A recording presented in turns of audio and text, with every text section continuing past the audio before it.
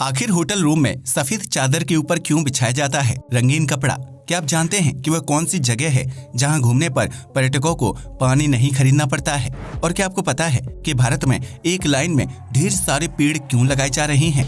और आज आप एक ऐसे देश के बारे में जानेंगे जहां विकलांग लोगों को पब्लिक प्लेस में जाने पर फाइन देना पड़ता था। तो आइए शुरू करते हैं अमेजिंग फैक्ट से भरा ये मजेदार वीडियो।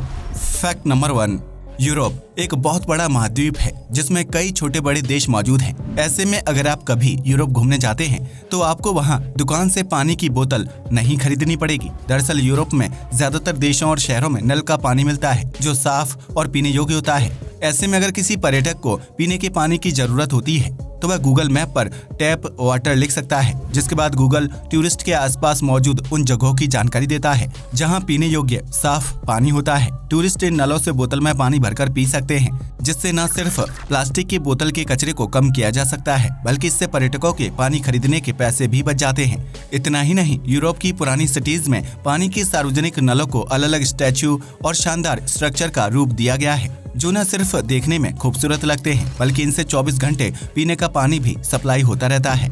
फैक्ट नंबर 2, अमेरिका के कई राज्यों में सन 1867 से लेकर 1974 के बीच एक अजीबोगरीब नियम का पालन किया जाता था, जिसके तहत स्कूल, कॉलेज और मार्केट जैसे सार्वजनिक स्थानों पर बीमार और विकलांग लोगों के जाने पर पाबंदी लगाई गई थी। दरअसल उस दौर में ये माना जाता था कि अगर बीमार और विकलांग लोग सार्वजनिक स्थानों पर दिखाई देंगे तो इससे देश की छवि खराब होगी और अमेरिका को गरीब माना जाएगा। ऐसे में उन बीमार और विकलांग लोगों को घर के अंदर बंद रहना पड़ता था और अगर वह गलती से भी बाहर दिखाई देते थे तो उनके ऊपर $1 का जुर्माना लगाया जाता था। इसके अलावा अगर कोई व्यक्ति बीमारी की हालत में बाहर दिखाई देता था तो उसे गिरफ्तार करके जेल में बंद कर दिया जाता था।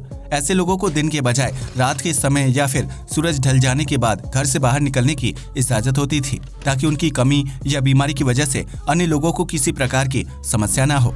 फैक्ट नंबर 3, उत्तराखंड की राजधानी देहरादून को स्कूल सिटी ऑफ इंडिया भी कहा जाता है। लेकिन क्या आप जानते हैं कि इस शहर के नाम के पीछे की असल कहानी क्या है? देहरादून 2 शब्दों से मिलकर बना है, जिसमें देहरा का मतलब ढेरा यानी कैंप और दून का मतलब 2 पहाड़ों के बीच की खाली जगह यानी गैप होता है। देहरादून 2 पहाड़ी श्रृंखलाओं हिमालय और शिवालिक के बीच मौजूद खाली जगह में बसा हुआ है, जिसकी वजह से इसे दून कहा जाता है। वहीं सिखों के 7वें गुरु के बड़े बेटे श्री गुरु राम राय ने दून में ढेरा यानी अपना कैंप बनाया था, जिसकी वजह से ढेरा दून कहा जाता था। लेकिन भारत में ब्रिटिशों के आगमन के बाद ढेरा दून का नाम बदलकर देहरादून हो गया था, जिसकी समुद्र तल से ऊंचाई 640 मीटर है। भारत में पिंजौर दून और कोटली दून जैसे बहुत से स्थान मौजूद हैं जिनके नाम के पीछे दून शब्द का इस्तेमाल किया जाता है और वह सभी इलाके 2 पहाड़ों के बीच मौजूद खाली जगह पर बसे हुए हैं।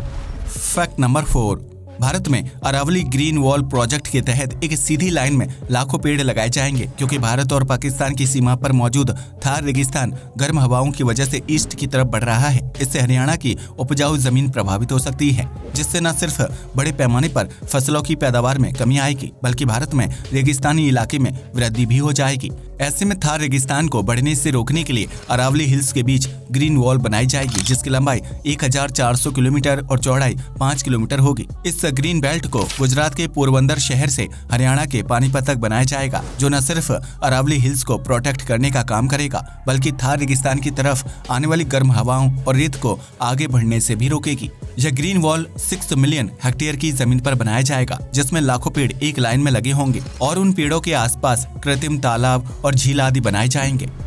फैक्ट नंबर 5, किसी भी 5 स्टार होटल रूम में सफेद रंग की बेडशीट के ऊपर एक रंगीन कपड़ा बिछा होता है। लेकिन क्या आप जानते हैं कि उस कपड़े का क्या काम होता है? इस तरह के रंगीन कपड़े को बेड फ्लैग कहा जाता है, जिसे बेडशीट को सेट करने के बाद सबसे ऊपर बिछाया जाता है। यह बेड फ्लैग ओढ़ने या बिछाने के लिए नहीं होता है बल्कि इसका इस्तेमाल बेड पर खाना खाते वक्त प्लेट रखने के लिए किया जाता है ताकि सफेद बेडशीट पर खाने के दाग ना लगें। इसके अलावा बेड फ्लैग की वजह से व्हाइट बेडशीट देखने में ज्यादा सुंदर और साफ दिखती है, जिसकी वजह से कई बड़े होटल रूम्स में बेडशीट के ऊपर रंगीन बेड फ्लैग को बिछाया जाता है। आज के लिए बस इतना ही। वीडियो पसंद आया हो तो इसे लाइक और शेयर करें। धन्यवाद।